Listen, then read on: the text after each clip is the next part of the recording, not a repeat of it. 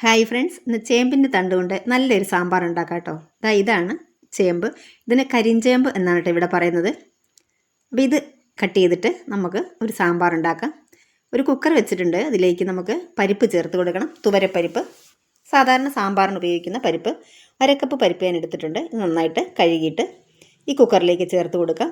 ഇനി നമുക്ക് വേവാൻ ആവശ്യത്തിനുള്ള വെള്ളം കൂടെ ചേർത്തിട്ട് ആവശ്യത്തിനുള്ള ഉപ്പ് കൂടി ചേർത്തിട്ട് കുക്കർ അടച്ച് വെച്ചിട്ട് 2 വിസിൽ വരുന്നത് വരെ നമുക്കൊന്ന് വെയിറ്റ് ചെയ്യാം.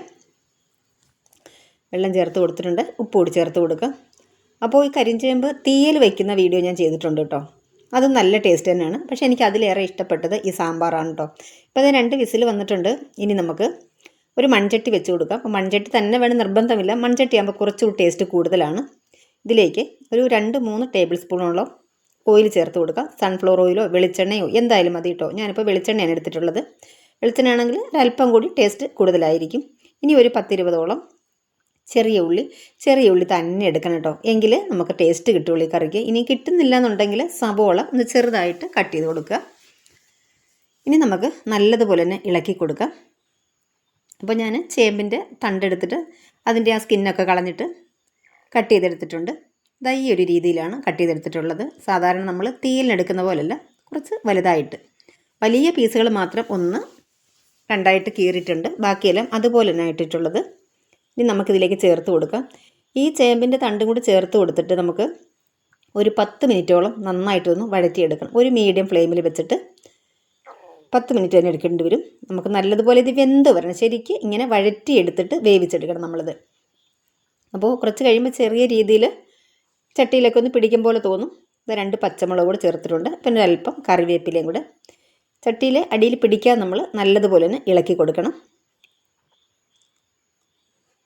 ഏകദേശം വേവാകണം, അതുവരെ നമുക്കിതുപോലെ വഴറ്റി കൊടുക്കണം. അപ്പോഴാണ് നമ്മുടെ ഈ ചേമ്പിന് നല്ല ടേസ്റ്റും കിട്ടും. അതുപോലെ തന്നെ ചൊറിയൊന്നുമില്ല കേട്ടോ. അല്ലെങ്കിൽ ചെറിയൊരു ചൊറിച്ചിലുണ്ടാകാനുള്ള സാധ്യതയുണ്ട്. ഇങ്ങനെ നമ്മൾ വഴറ്റി കൊടുത്ത് എണ്ണയിൽ തന്നെ കിടന്നിങ്ങനെ വഴന്ന് വരുമ്പോൾ ഒട്ടും ചൊറിയാതിരിക്കും ഇത്. ഞാൻ ഇതിൻ്റെ ഈ സാമ്പാർ ഇത് വെക്കുന്നതിന് 2 ദിവസം മുമ്പ് ഞാൻ വെച്ചിട്ടുണ്ടായിരുന്നു കേട്ടോ ഇവിടെ വീട്ടിൽ. അപ്പോൾ നല്ല ടേസ്റ്റായിരുന്നു. എല്ലാവർക്കും വീട്ടിൽ ഇഷ്ടപ്പെട്ടു കേട്ടോ. അപ്പോൾ ഞാൻ വിചാരിച്ച് നിങ്ങൾ കൂടി ഈ ഒരു വീഡിയോ ചെയ്യാമെന്ന് വിചാരിച്ചിട്ട് അടുത്ത ദിവസം തന്നെ ഞാനിത് വീണ്ടും വെക്കുകയാണ് കേട്ടോ. അത്ര ടേസ്റ്റായിരുന്നു, അടിപൊളി ടേസ്റ്റായിരുന്നു കേട്ടോ. നമുക്കിത് അടിയിൽ പിടിക്കാതെ നന്നായിട്ട് മിക്സ് ചെയ്ത് കൊടുക്കാം. ഇപ്പോൾ ഇത് ചേമ്പിൻ്റെ തണ്ടായതുകൊണ്ടും അതുപോലെ മൺചട്ടി ആയതുകൊണ്ടും അടിയിൽ പിടിക്കാനുള്ള സാധ്യത ഒരുപാട് കൂടുതലാണ് കേട്ടോ. അപ്പോൾ നമ്മൾ അടിക്കൊന്നും പിടിച്ച് പോകാതെ നല്ലതുപോലെ ഇളക്കി കൊടുക്കാം. ഇനി ഇതിലേക്ക് വലിയൊരു തക്കാളി കട്ട് ചെയ്തെടുത്തിട്ടുണ്ട്, അതുകൂടെ ചേർത്ത് കൊടുക്കാം. ഇനി നല്ലതുപോലെ മിക്സ് ചെയ്ത് കൊടുക്കാം. ഈ തക്കാളി നന്നായിട്ടൊന്ന് സോഫ്റ്റായി വരണം. ഏകദേശം ഒരു 10-20 മിനിറ്റോളം എടുക്കുന്നുണ്ട് കേട്ടോ ഈ ഒരു കറി വെക്കാനായിട്ട്. അല്ല, പെട്ടെന്ന് ചെയ്ത് എടുക്കാം എന്ന് ഞാൻ പറയുന്നില്ല കേട്ടോ. തക്കാളി ചേർത്തിട്ട് നന്നായിട്ട് മിക്സ് ചെയ്യാണ്. അതപ്പോൾ ഇവിടെ തക്കാളിയൊക്കെ ഏകദേശം ഒന്ന് സോഫ്റ്റായി വന്നിട്ടുണ്ട്. ഇപ്പോൾ കണ്ടോ, ഇതുവരെ അങ്ങനെ അടിക്ക് ആദ്യം ഒന്ന് പിടിച്ചിട്ടുണ്ടായിരുന്നു നമ്മൾ തക്കാളി ചേർക്കുന്നതിന് മുമ്പ്. ഇപ്പോൾ അതാ കണ്ടോ, അതൊക്കെ മാറി വന്നിട്ടുണ്ട്. നന്നായിട്ട് ഇളക്കി കൊടുക്കുന്നുണ്ട് തന്നെ. പിന്നെ നമ്മൾ ഈ തക്കാളി ചേർത്തപ്പോൾ അതിൽ കുറച്ചൊരു വെള്ളമൊക്കെ ഇറങ്ങി വരുമല്ലോ, അതുകൂടെ ആയപ്പോഴത്തേക്ക് തന്നെ അടിയിൽ ഇപ്പോൾ പിടിക്കാതെ ആയിട്ടുണ്ട്.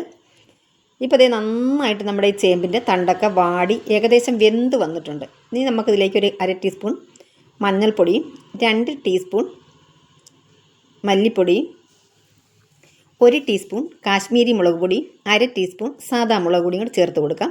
എന്നിട്ട് നന്നായിട്ട് നമുക്കിത് മിക്സ് ചെയ്യാം.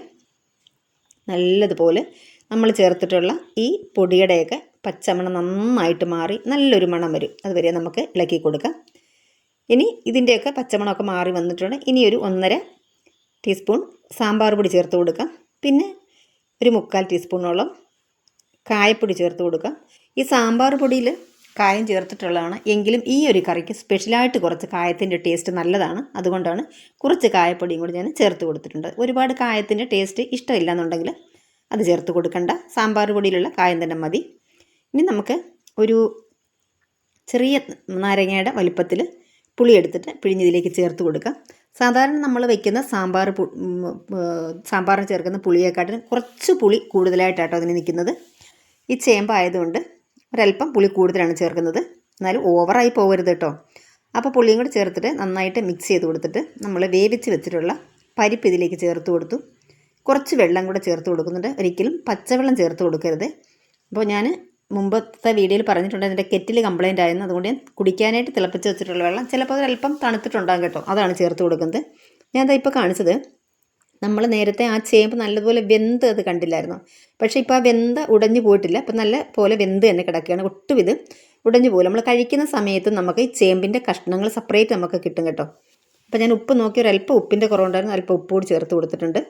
ഇനി നമുക്ക് കുറേ സമയം കൂടി ഇത് നന്നായിട്ട് ഒന്ന് തിളച്ച് വെന്ത് എല്ലാം കൂടെ യോജിച്ച് വരണം കേട്ടോ.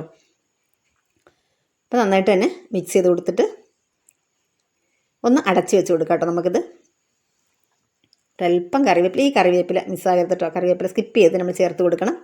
നല്ലൊരു ഫ്ലേവറാണ് ഈ കറിവേപ്പില ഇങ്ങനെ ചേർത്ത് കൊടുക്കുമ്പോൾ. ഇനി നമുക്കിത് അടച്ച് വെച്ച് കൊടുക്കാം. ഒരു 6-7 മിനിറ്റോളം തന്നെ ഇരുന്ന് നന്നായിട്ടിത് വെന്ത് ഒന്ന് എല്ലാം കൂടെ മിക്സായിട്ട് വരണം. നമ്മൾ ചേർത്ത സാമ്പാർ പൊടിയൊക്കെ നല്ലതുപോലെ ഒന്ന് എന്താ പറയുക, കറിയിലൊക്കെ നല്ല മണമൊക്കെ വന്നിട്ട് സൂപ്പറായി വരണം കേട്ടോ. അപ്പോൾ നമ്മുടെ വീഡിയോ ലൈക്ക് ചെയ്യാനായിട്ട് ആരും മറന്നു പോകരുത്. നമ്മുടെ ചാനൽ സബ്സ്ക്രൈബ് ചെയ്തിട്ട് ആ ബെല്ലൈക്കനോട് എനേബിൾ ചെയ്ത് വെക്കണം. എങ്കിലേ ഞാനിടുന്ന അടിപൊളി വീഡിയോസൊക്കെ നിങ്ങളിലേക്ക് പെട്ടെന്ന് എത്തുകയുള്ളൂ. ഇതേ കണ്ടോ, ഇതാണ് ഞാൻ പറഞ്ഞ കണ്ടോ, അത്രയും വെന്ത ആ ഒരു ചേമ്പിൻ്റെ തടയിപ്പോൾ കണ്ടോ സെപ്പറേറ്റ് ആയിട്ട് തന്നെ കിടക്കുന്നുണ്ട്. അതാണ് നമുക്ക് കടിക്കാനായിട്ട് നല്ല രസം കേട്ടോ. അതെടുത്ത് കഴിക്കാനായിട്ട് നല്ല ടേസ്റ്റാണ്. ആ സമയത്ത് നമുക്ക് തോന്നി എന്താണ് വെന്ത് ഉടഞ്ഞു പോയും തോന്നിയില്ലേ, അങ്ങനെ ഇല്ല കേട്ടോ. സെപ്പറേറ്റ് ആയിട്ട് തന്നെ കിടക്കുന്നുണ്ട്. നല്ലവണ്ണം ഉപ്പും പുളിയും എരിവും ഒക്കെ പിടിച്ചിട്ട് നല്ല അടിപൊളിയായിട്ട് തന്നെ വന്നിട്ടുണ്ട് കേട്ടോ. ഇനി നമുക്കിതിലേക്ക് ഒരല്പം മല്ലിയില ചേർത്ത് കൊടുക്കാം. മല്ലിയിലയുടെ ടേസ്റ്റ് ഇഷ്ടമാണെന്നുണ്ടെങ്കിൽ കുറച്ചും കൂടി ചേർത്ത് കൊടുക്കാം കേട്ടോ. ഞാനൊരല്പം കൂടി ചേർത്തിട്ടുണ്ടായിരുന്നു. അപ്പോൾ അതാ ഇവിടെ നമ്മുടെ സൂപ്പർ ടേസ്റ്റിൽ നമ്മുടെ സാമ്പാർ ഇവിടെ റെഡി ആയിട്ടുണ്ട്. കരിഞ്ചേമ്പ് തണ്ട് സാമ്പാർ. ഇനി നമുക്കൊരു താളിപ്പ് വേണം ഇതിന്. ഒരു വറവ് റെഡിയാക്കാം. ഒരു പാൻ വെച്ചിട്ട് ഒരു ടേബിൾ സ്പൂണോളം ഓയിൽ ചേർത്ത് കൊടുക്കാം. വെളിച്ചെണ്ണയാണ് ചേർത്തിട്ടുള്ളത്. ഇതിലേക്ക് അല്പം കടുക് ചേർത്ത് കൊടുക്കാം. കടുക് പൊട്ടി വരുന്ന സമയത്ത് കുറച്ച് ജീരകം, ഇതിലൊക്കെ നമ്മുടെ ടേസ്റ്റ് അനുസരിച്ച്. എനിക്കാണെങ്കിൽ ഒരുപാട് കടുക് ഇങ്ങനെ ഇഷ്ടമല്ല കേട്ടോ, അങ്ങനെ കുറച്ച് കടുകാണ് ചേർക്കുന്നത്. അത് നമ്മുടെ ഇഷ്ടത്തിന് നമ്മൾ ചേർത്ത് കൊടുക്കുക. കടുകും ജീരവും പൊട്ടിക്കഴിഞ്ഞിട്ട് ചെറിയ ഉള്ളി അരിഞ്ഞ് ചേർത്ത് കൊടുത്തിട്ടുണ്ട്. നന്നായിട്ടൊന്ന് മിക്സ് ചെയ്ത് കൊടുക്കാം. ചെറിയ ഉള്ളിക്ക് നല്ലതുപോലെ ഒന്ന് മുരിഞ്ഞ് വരട്ടെ. ഇനി നമുക്കിതിലേക്ക് ഉണക്കമുളകും കറിവേപ്പിലും ചേർത്ത് കൊടുക്കാം.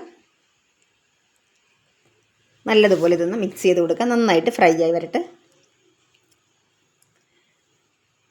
അപ്പോൾ നിങ്ങൾക്ക് വീഡിയോ കണ്ടിട്ട് നിങ്ങളുടെ അഭിപ്രായങ്ങളൊക്കെ കമൻറ്റിലൂടെ അറിയിക്കാനായിട്ട് മറന്നു പോകരുത്. ഒരുപാട് നല്ല നല്ല കമൻറ്റുകൾ കേട്ടോ. ഒരുപാട് സന്തോഷമാണ് ഇതൊക്കെ കാണുമ്പോൾ. അപ്പോൾ അതുകൊണ്ട് തുടർന്ന് നിങ്ങളുടെ കമൻറ്റുകൾ തീർച്ചയായിട്ടും അറിയിക്കണം. ഇനി ഇതായത് ഇവിടെ ഫ്രൈ ആയിട്ടുണ്ട്. ഇനി നമുക്കിത് സാമ്പാറിലേക്ക് ചേർത്ത് കൊടുക്കാം. ഇന്നത്തെ വീഡിയോ ഇവിടെ പൂർണ്ണമായിരിക്കുകയാണ്. Thank you.